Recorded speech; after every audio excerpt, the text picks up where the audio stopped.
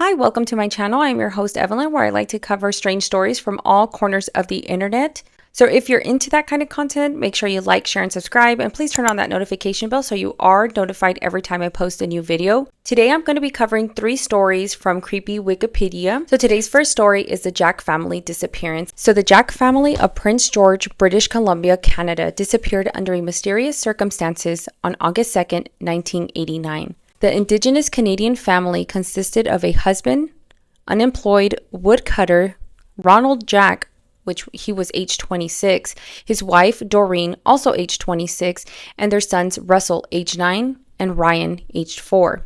They were last seen stepping into a pickup truck belonging to an unidentified man who had reportedly offered Ronald and Doreen jobs at a logging camp. The whereabouts of the family remained undetermined, and an anonymous call in January 1996 claimed that their bodies were buried on a ranch, but the caller did not elaborate on the claim, and efforts to track down the caller were unsuccessful. The Royal Canadian Mounted Police maintained an open case file on the disappearance as of August 2020. The Jack family disappeared is often linked to the other unsolved crimes against Indigenous Canadians along the Highway of Tears, a stretch from British Columbia Highway 16 between Prince George and Prince Rupert. The case has been dubbed Canada's most tragic and spooky modern disappearance. Ronald, he was born March 29, 1963, and Doreen Jack, born April 24, 1963, were both members of the Cheslatta Carrier Nation as Indigenous First Nation located outside of the village of Burns Lake, British Columbia.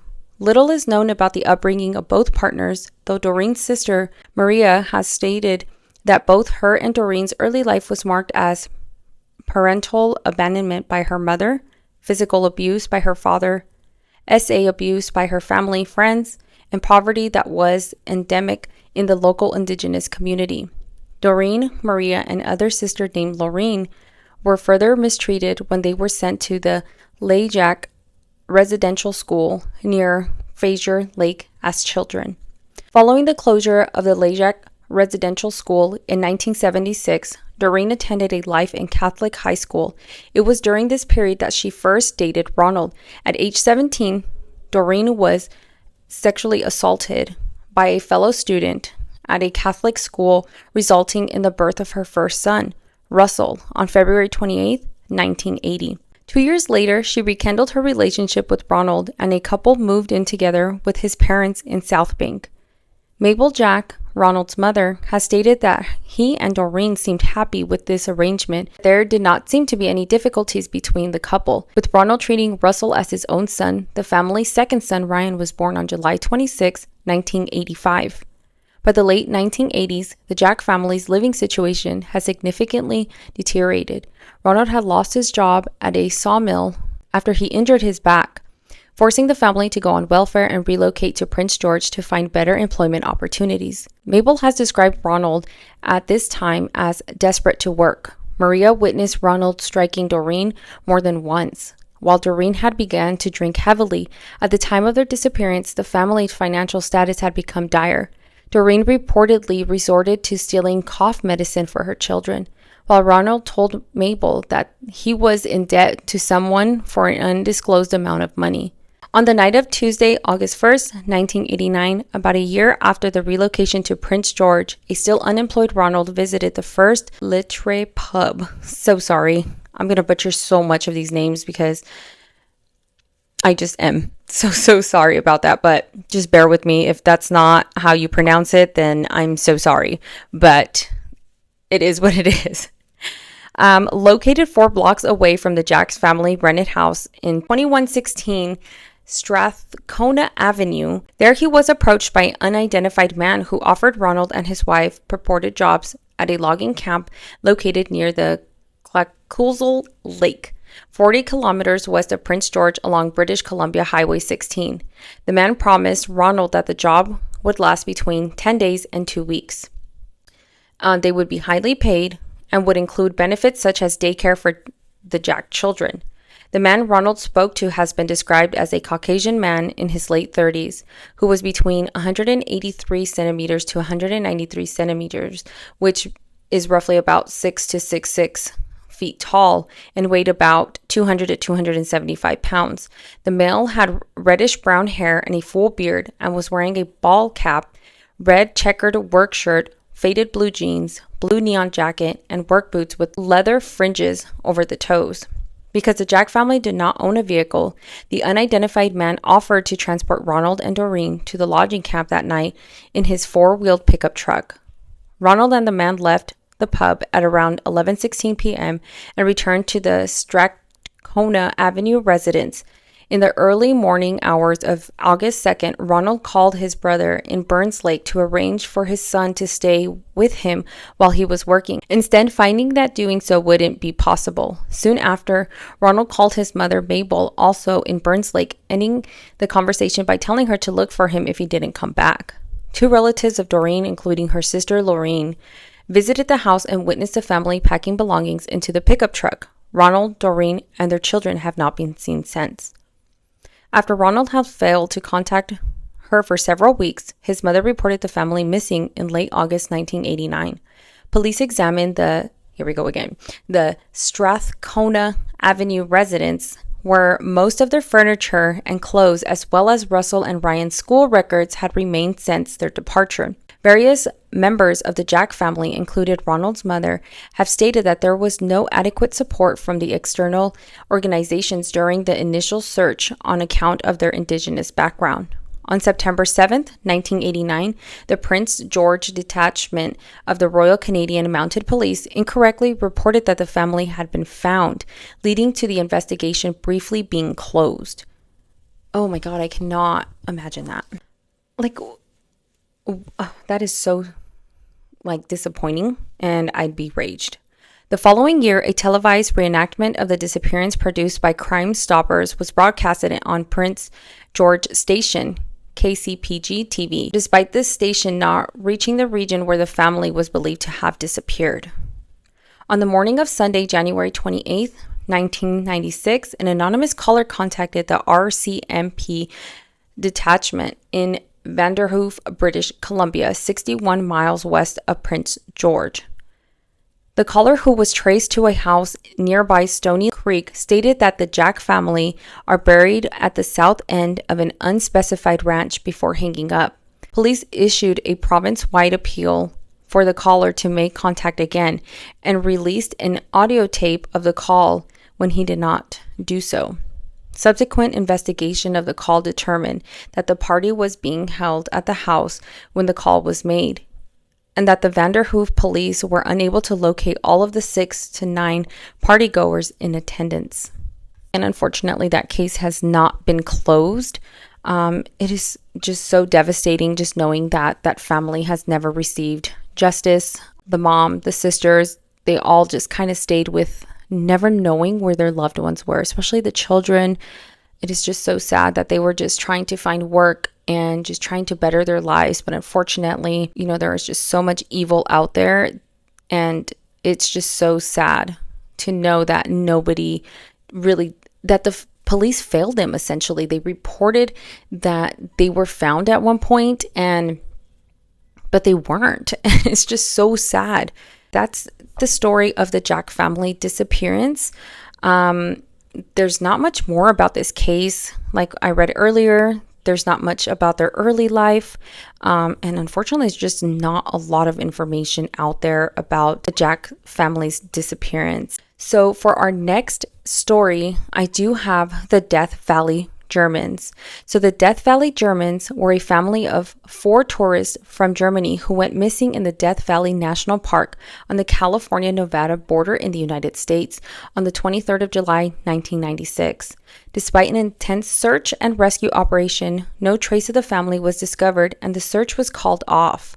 In 2009, the remains of 2 adult members of the family were discovered by experienced hikers Les Walker and Tom Mayhood, who were carefully searching a remote area for evidence of the fate of the tourists, and conclusive proof of the fate of the male adult was later established. The family consisted of 34-year-old architect Egbert Rimkes, his 11-year-old son George Weber, Rimkes' 27-year-old girlfriend Cornelia Mayer, and her 4-year-old son Max Mayer. all of whom were from Dresden, Germany. The group arrived in the United States on July 8, 1996, at the Seattle-Tacoma International Airport, immediately flying to the Los Angeles International Airport, where they rented a green 1996 Plymouth Voyager minivan. They spent some time in the San Clemente area of Southern California, then drove to Las Vegas, Nevada, where they stayed at the Treasure Island Hotel and Casino. During the trip, Rimkus called his bank in Germany requesting $1,500 to be wired to them in California, and then he faxed his ex-wife asking for additional funds, which were never sent before entering the park. I would only assume there was just no service out there, which is why, the fax never was sent requesting, the additional funds to his ex-wife. The family then drove to Death Valley National Park on July 22nd, where they were brought 2 copies of the Death Valley National Monument Museum text at a Furnace Creek Visitor Center and spent their first night camping out in the Hanapa Canyon near Telescope Peak. The next day, the group traveled to various tourist sites, with Cornelia signing the names of all the family members on a visitor's log at an abandoned mining camp. She included with the signature that they would be headed over the pass, most likely indicating Mengel Pass. A U.S. flag taken from the geologist's cabin in Butte Valley was discovered in the van, making it clear that the Germans had also visited that location. The family had booked a flight from Los Angeles to return to Germany on July 27, 1996, but there was no evidence that they boarded the flight or departed the United States. Rimkus's ex-wife Heike Weber became concerned when her ex-husband and son did not return from their vacation, and she began to inquire about their whereabouts. On October 21, 1996, the family's rental minivan was discovered in an extremely remote part of the park, known as Anvil Canyon, east of Willow Springs in the Death Valley National Park, by a ranger aboard a helicopter who was actually conducting a routine aerial surveillance mission looking for illegal drugs manufacturing labs. Subsequent inspection found 3 of the 4 tires were flat, the wheels damaged by driving over rocky terrain, and the vehicles had been driven on them for over 2 miles. The van had been reported stolen by the rental company at this point and was determined to be the one that was rented by the tourist. A brand new Coleman sleeping bag, tent, numerous toys, and unused tire jack were also found inside the van. Over 200 search and rescue workers performed an extensive search of the area near the minivan. At the time, this search cost around $80,000 and included over 45 searchers at almost all times. Some groups involved were the China Lake Mountain Rescue Groups and the Indian Wells Valley Search and Rescue Groups.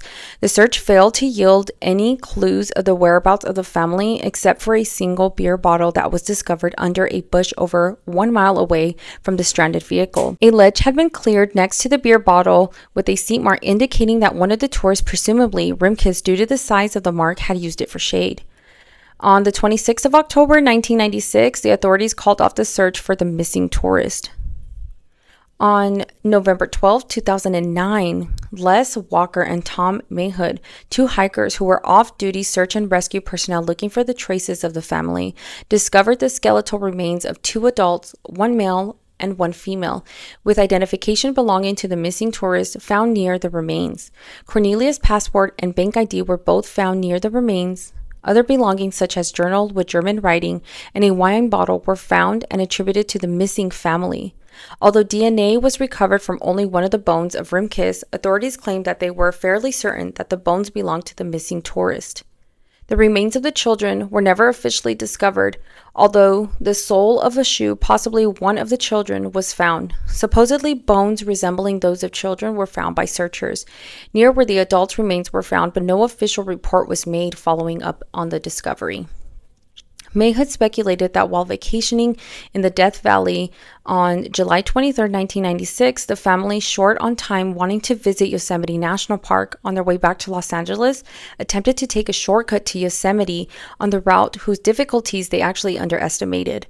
He believed that they may have seen an AT&T tower and approached it to find help, but his fieldwork led him to realize that the tower would not have been visible from their route.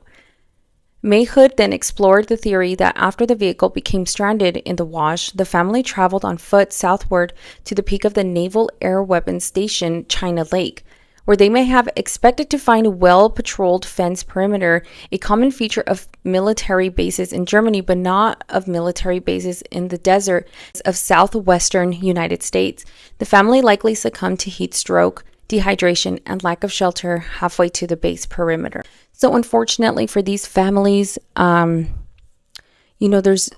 it's just so sad. There's never been full closure as to, exactly what happened. It's just speculation for this family, the Death Valley Germans. It's all just speculation based on the evidence that they found at the time. But it is just so sad that there's never been closure for the loved ones. And I can only imagine his ex-wife, Heike Weber, what she must have been going through, and never having that closure either of having her son with her ever again. Her son just went on vacation and never returned to her. And it's just so, it's so sad to just know that these cases are out there and there's never been closure to these families. The next story that I do have is this one here, just a little bit of a warning. It does have to deal with SA, and it does also have to deal with a lot of violence. So this story is Mary Vincent. Vincent is one of 7 children and lived with her parents in Las Vegas. Her father worked as a mechanic and married her mother, a blackjack dealer, while serving in the military. Vincent's parents were going through a messy divorce, which caused her to run away from their home in Las Vegas.